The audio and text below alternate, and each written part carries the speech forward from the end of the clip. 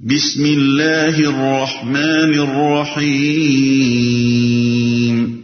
شروع اللہ کے نام سے جو رحمان و رحیم ہے۔ اقترب للناس حسابهم وهم في غفلة معرضون۔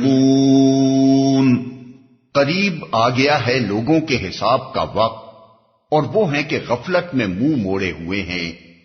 لوگوں کے حساب کا وقت مراد ہے قرب قیامت، یعنی اب وہ وقت دور نہیں ہے جب لوگوں کو اپنا حساب دینے کے لیے اپنے رب کے آگے حاضر ہونا پڑے گا۔ محمد صلی اللہ علیہ وسلم کی بعثت اس بات کی علامت ہے کہ نوع انسانی کی تاریخ اب اپنے آخری دور میں داخل ہو رہی ہے۔ اب وہ اپنے آغاز کی بنسبت اپنے انجام سے قریب تر ہے۔ آغاز اور وسط کے مرحلے گزر چکے ہیں اور آخری مرحلہ شروع ہو چکا ہے۔ یہی مضمون ہے جس کو نبی صلی اللہ علیہ وسلم نے ایک حدیث میں بیان فرمایا ہے۔ آپ نے اپنی 2 انگلیاں کھڑی کر کے فرمایا، میں ایسے وقت پر مبعوث کیا گیا ہوں کہ میں اور قیامت ان 2 انگلیوں کی طرح ہیں، یعنی میرے بعد بس قیامت ہی ہے، کسی اور نبی کی دعوت بیچ میں حائل نہیں ہے۔ سنبھلنا ہے تو میری دعوت پر سنبھل جاؤ، کوئی اور ہادی اور بشیر و نذیر آنے والا نہیں ہے۔ منہ موڑے ہوئے ہیں، یعنی کسی تنبیہ کی طرف توجہ نہیں کرتے، نہ خود سوچتے ہیں کہ ہمارا انجام کیا ہونا ہے، اور نہ اس پیغمبر کی بات سنتے ہیں جو انہیں خبردار کرنے کی کوشش کر رہا ہے۔ ما يأتيهم من ذكر من ربهم محدث إلا استمعوه وهم يلعبون لاهية قلوبهم وأسروا النجوى الذين ظلموا هل هذا إلا بشر مثلكم أفتأتون السحر وأنتم تبصرون۔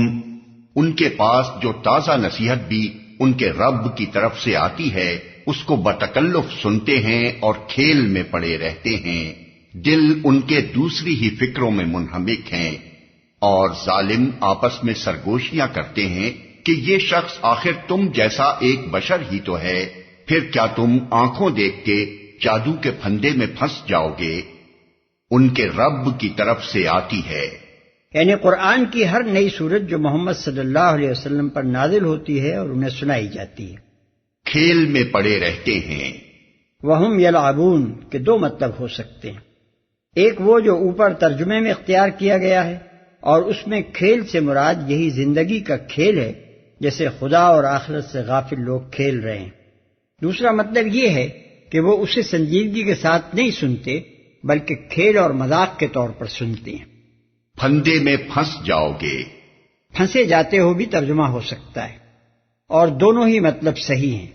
سرگوشیاں کفار مکہ کے وہ بڑے بڑے سردار آپس میں بیٹھ بیٹھ کر کیا کرتے تھے، جن کو نبی صلی اللہ علیہ وسلم کی دعوت کا مقابلہ کرنے کی بڑی فکر لاحق تھی۔ وہ کہتے تھے کہ یہ شخص بہرحال نبی تو ہو نہیں سکتا، کیونکہ ہم ہی جیسا انسان ہے، کھاتا ہے، پیتا ہے، بازاروں میں چلتا پھرتا ہے، بیوی بچے رکھتا ہے، آخر اس میں وہ نرالی بات کیا ہے جو اس کو ہم سے ممتاز کرتی ہو اور ہماری بنسبت اس کو خدا سے ایک غیر معمولی تعلق کا مستحق بناتی ہو؟ البتہ اس شخص کی باتوں میں اور اس کی شخصیت میں ایک جادو ہے کہ جو اس کی بات کان لگا کر سنتا ہے اور اس کے قریب جاتا ہے وہ اس کا گرویدہ ہو جاتا ہے۔ اس لیے اگر اپنی خیر چاہتے ہو تو نہ اس کی سنو اور نہ اس سے میل جول رکھو، کیونکہ اس کی باتیں سننا اور اس کے قریب جانا گویا آنکھوں دیکھے جادو کے پھندے میں پھنسنا ہے۔ جس چیز کی وجہ سے وہ نبی صلی اللہ علیہ وسلم پر سحر کا الزام چسپا کرتے تھے، اس کی چند مثالیں آپ کے قدیم ترین سیرت نگار محمد ابن اسحاق متوفی 152 ہجری نے بیان کی۔ وہ لکھتا ہے کہ ایک دفعہ عتبہ بن ربیعہ جو ابو سفیان کے خسر اور ہند جگر خار کے باپ تھے، انہوں نے سرداران قریش سے کہا کہ اگر آپ لوگ پسند کریں تو میں جا کر محمد صلی اللہ علیہ وسلم سے ملوں اور اسے سمجھانے کی کوشش کروں۔ یہ حضرت حمزہ رضی اللہ عنہ کے اسلام لانے کے بعد کا واقعہ ہے، جبکہ نبی صلی اللہ علیہ وسلم کے صحابہ کی تعداد روز بروز بڑھتی دیکھ کر اکابر قریش سخت پریشان ہو رہے تھے۔ لوگوں نے کہا ابو ولید تم پر پورا اطمینان ہے، ضرور جا کر اس سے بات کرو۔ وہ حضور صلی اللہ علیہ وسلم کے پاس پہنچا اور کہنے لگا، بھتیجے ہمارے ہاں تم کو جو عزت حاصل تھی تم خود جانتے ہو، اور نسب میں بھی تم ایک شریف ترین گھرانے کے فرد ہو۔ تم اپنی قوم پر یہ کیا مصیبت لے آئے ہو؟ تم نے جماعت میں تفرقہ ڈال دیا، ساری قوم کو بیوقوف ٹھہرایا، اس کے دین اور اس کے معبودوں کی برائی کی، باپ دادا جو مر چکے ہیں ان سب کو تم نے گمراہ اور کافر بنایا۔ بھتیجے، اگر ان باتوں سے تمہارا مقصد دنیا میں اپنی بڑائی قائم کرنا ہے تو آؤ ہم سب مل کر تم کو اتنا روپیہ دے دیتے ہیں کہ تم سب سے زیادہ مالدار ہو جاؤ۔ سرداری چاہتے ہو تو ہم تمہیں سردار مانے لیتے ہیں، بادشاہی چاہتے ہو تو بادشاہ بنا دیتے ہیں، اور اگر تمہیں کوئی بیماری ہو گئی ہے جس کی وجہ سے تم کو واقعی سوتے یا جاگتے میں کچھ نظر آنے لگا ہے تو ہم سب مل کر بہترین طبیبوں سے تمہارا علاج کرائے دیتے ہیں۔ یہ باتیں وہ کرتا رہا اور نبی صلی اللہ علیہ وسلم خاموش سنتے رہے۔ جب وہ خوب بول چکا تو آپ نے فرمایا، ابو الولید، جو کچھ آپ کہنا چاہتے تھے کہہ چکے ہیں یا اور کچھ کہنا ہے؟ اس نے کہا، بس مجھے جو کچھ کہنا تھا میں نے کہہ دیا۔ آپ نے فرمایا، اچھا اب میری سنو۔ بسم اللہ الرحمن الرحیم، حامیم، تنزیل من الرحمن الرحیم۔ اس کے بعد کچھ دیر تک مسلسل آپ سورہ حامیم السجدہ کی تلاوت فرماتے رہے اور عتبہ پیچھے زمین پر ہاتھ ٹیکے غور سے سنتا رہا۔ 38ویں آیت پر پہنچ کر آپ نے سجدہ کیا اور پھر سر اٹھا کر عتبہ سے فرمایا، ابو الولید، جو کچھ مجھے کہنا تھا وہ آپ نے سن لیا، اب آپ جانیں اور آپ کا کام۔ عتبہ یہاں سے اٹھ کر سرداران قریش کی طرف پلٹا تو لوگوں نے دور سے ہی اس کو آتے دیکھ کر کہا، خدا کی قسم ابو الولید کا چہرہ بدلا ہوا ہے، یہ وہ صورت نہیں ہے جسے لے کر وہ گیا تھا۔ اس کے پہنچتے ہی لوگوں نے سوال کیا، کہو ابو الولید کیا کر آئے ہو؟ اس نے کہا، خدا کی قسم آج میں نے ایسا کلام سنا ہے کہ اس سے پہلے کبھی نہ سنا تھا، واللہ یہ شعر نہیں ہے، نہ سحر ہے اور نہ کہانت۔ اے معاشر قریش، میری بات مانو اور اس شخص کو اس کے حال پر چھوڑ دو۔ اس کی باتیں جو میں نے سنی ہیں رنگ لا کر رہیں گی۔ اگر عرب اس پر غالب آ گئے تو اپنے بھائی کا خون تمہاری گردن پر نہ ہوگا، دوسروں پر ہوگا، اور اگر یہ عرب پر غالب آ گیا تو اس کی حکومت تمہاری حکومت ہوگی اور اس کی عزت تمہاری عزت۔ لوگوں نے کہا، واللہ ابو الولید تم پر بھی اس کا جادو چل گیا۔ اس نے کہا، یہ میری رائے ہے، اب تم جانو اور تمہارا کام۔ ابن حشام جلد اول صفحہ 313 اور 314۔ بہقی نے اس واقعے کے متعلق جو روایات جمع کی ہیں ان میں سے ایک روایت میں یہ اضافہ ہے کہ جب حضور صلی اللہ علیہ وسلم حامیم السجدہ کی تلاوت کرتے ہوئے اس آیت پر پہنچے کہ فَإِنْ أَعْرَضُوا فَقُلْ أَنذَرْتُكُمْ صَاعِقَةً مِثْلَ صَاعِقَةِ عَادٍ وَثَمُودَ، تو عتبہ نے بے اختیار آگے بڑھ کر آپ کے منہ پر ہاتھ رکھ دیا اور کہنے لگا کہ خدا کے لیے اپنی قوم پر رحم کرو۔ دوسرا واقعہ ابن اسحاق نے یہ بیان کیا ہے کہ ایک دفعہ قبیلہ عراش کا ایک شخص کچھ اونٹ لے کر مکہ آیا۔ ابو جہل نے اس کے اونٹ خرید لیے اور جب اس نے قیمت طلب کی تو ٹال مٹول کرنے لگا۔ عراشی نے تنگ آ کر ایک روز حرم کعبہ میں قریش کے سرداروں کو جا پکڑا اور مجمع عام میں فریاد شروع کر دی۔ دوسری طرف حرم کے گوشے میں نبی صلی اللہ علیہ وسلم تشریف فرما تھے۔ سرداران قریش نے اس شخص سے کہا کہ ہم کچھ نہیں کر سکتے، دیکھو وہ صاحب جو اس کونے میں بیٹھے ہیں ان سے جا کر کہو وہ تم کو تمہارا روپیہ دلوا دیں گے۔ عراشی نبی صلی اللہ علیہ وسلم کی طرف چلا اور قریش کے سرداروں نے آپس میں کہا، آج لطف آئے گا۔ عراشی نے جا کر حضور صلی اللہ علیہ وسلم سے اپنی شکایت بیان کی۔ آپ اسی وقت اٹھ کھڑے ہوئے اور اسے ساتھ لے کر ابو جہل کے مکان کی طرف روانہ ہو گئے۔ سرداروں نے پیچھے ایک آدمی لگا دیا کہ جو کچھ گزرے اس کی خبر لا کر دے۔ نبی صلی اللہ علیہ وسلم سیدھے ابو جہل کے دروازے پر پہنچے اور کنڈی کھٹکھٹائی۔ اس نے پوچھا، کون؟ آپ نے جواب دیا، محمد۔ وہ حیران ہو کر باہر نکل آیا۔ آپ نے اس سے کہا، اس شخص کا حق ادا کر دو۔ اس نے جواب میں کوئی چون و چرا نہ کی، اندر گیا اور اس کے اونٹوں کی قیمت لا کر اس کے ہاتھ میں دے دی۔ قریش کا مخبر یہ حال دیکھ کر حرم کی طرف دوڑا اور سرداروں کو سارا ماجرا سنا دیا اور کہنے لگا کہ واللہ آج وہ عجیب معاملہ دیکھا ہے جو کبھی نہ دیکھا تھا۔ حکم بن حشام یعنی ابو جہل جب نکلا ہے تو محمد صلی اللہ علیہ وسلم کو دیکھتے ہی اس کا رنگ فق ہو گیا، اور جب محمد صلی اللہ علیہ وسلم نے اس سے کہا کہ اس کا حق ادا کر دو تو یہ معلوم ہوتا تھا کہ جیسے حکم بن حشام کے جسم میں جان نہیں ہے۔ ابن حشام جلد 2 صفحہ 29 اور 30۔ یہ تھا شخصیت اور سیرت و کردار کا اثر، اور وہ تھا کلام کا اثر جس کو وہ لوگ جادو قرار دیتے تھے اور ناواقف لوگوں کو یہ کہہ کر ڈراتے تھے کہ اس شخص کے پاس نہ جانا ورنہ جادو کر دے گا۔ قال ربي يعلم القول في السماء والأرض وهو السميع العليم۔ رسول نے کہا میرا رب ہر اس بات کو جانتا ہے جو آسمان اور زمین میں کی جائے، وہ سمیع اور علیم ہے۔ یعنی رسول نے کبھی اس جھوٹے پروپیگنڈے اور سرگوشیوں کی اس مہم یعنی وسپرنگ کیمپین کا جواب اس کے سوا نہ دیا کہ تم لوگ جو کچھ باتیں بناتے ہو سب خدا سنتا اور جانتا ہے، خواہ زور سے کہو خواہ چپ کے کانوں میں پھونکو، وہ کبھی بے انصاف دشمنوں کے مقابلے میں ترکی بترکی جواب دینے پر نہ اتر آیا۔ بل قالوا اضغاث احلام بل افتراه بل هو شاعر فليأتنا بآية كما أرسل الأولون ما آمنت قبلهم من قرية أهلكناها أفهم يؤمنون۔ وہ کہتے ہیں بلکہ یہ پراگندہ خواب ہیں، بلکہ یہ اس کی من گھڑت ہے، بلکہ یہ شخص شاعر ہے، ورنہ یہ لائے کوئی نشانی جس طرح پرانے زمانے کے رسول نشانیوں کے ساتھ بھیجے گئے تھے، حالانکہ ان سے پہلے کوئی بستی بھی جسے ہم نے ہلاک کیا ایمان نہ لائی، اب کیا یہ ایمان لائیں گے؟ بلکہ یہ شخص شاعر ہے۔ اس کا پس منظر یہ ہے کہ نبی صلی اللہ علیہ وسلم کی دعوت کا اثر جب پھیلنے لگا تو مکے کے سرداروں نے آپس میں مشورہ کر کے یہ طے کیا کہ آپ کے مقابلے میں پروپیگنڈے کی ایک مہم شروع کی جائے، اور ہر اس شخص کو جو مکے میں زیارت کے لیے آئے آپ کے خلاف پہلے ہی سے اتنا بدگمان کر دیا جائے کہ وہ آپ کی بات سننے کے لیے آمادہ ہی نہ ہو۔ یہ مہم ویسے تو 12 مہینے جاری رہتی تھی، مگر خاص طور پر حج کے زمانے میں کثرت سے آدمی پھیلا دیے جاتے تھے جو تمام بیرونی زائرین کے خیموں میں پہنچ کر ان کو خبردار کرتے پھرتے تھے کہ یہاں ایک ایسا ایک آدمی ہے، اس سے ہوشیار رہنا۔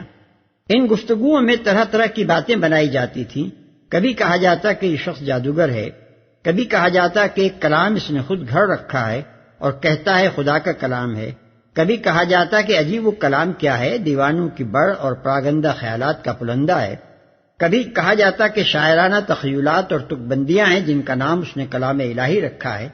مقصد یہ تھا کہ کسی نہ کسی طرح لوگوں کو بہکایا جائے۔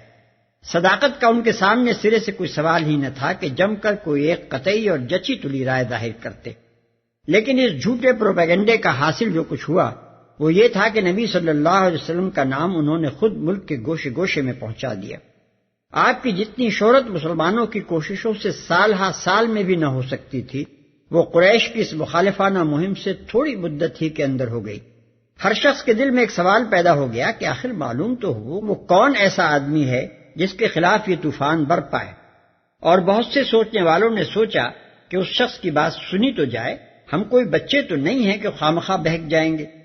اس کی ایک دلچسپ مثال طفیل بن عمر دوسی کا قصہ ہے۔ ابن اسحاق نے خود ان کی روایت سے بڑی تفصیل کے ساتھ نقل کیا ہے۔ وہ کہتے ہیں کہ میں قبیلہ دوس کا ایک شاعر تھا، کسی کام سے مکہ گیا، وہاں پہنچتے ہی قریش کے چند لوگوں نے مجھے گھیر لیا اور نبی صلی اللہ علیہ وسلم کے خلاف خوب میرے کان بھرے، یہاں تک کہ میں آپ سے سخت بدگمان ہو گیا اور میں نے طے کر لیا کہ آپ سے بچ کر ہی رہوں گا۔ دوسرے روز میں نے حرم میں حاضری دی تو آپ کعبے کے پاس نماز پڑھ رہے تھے۔ میرے کانوں میں چند جملے جو پڑے تو میں نے محسوس کیا کہ یہ تو کوئی بڑا اچھا کلام ہے۔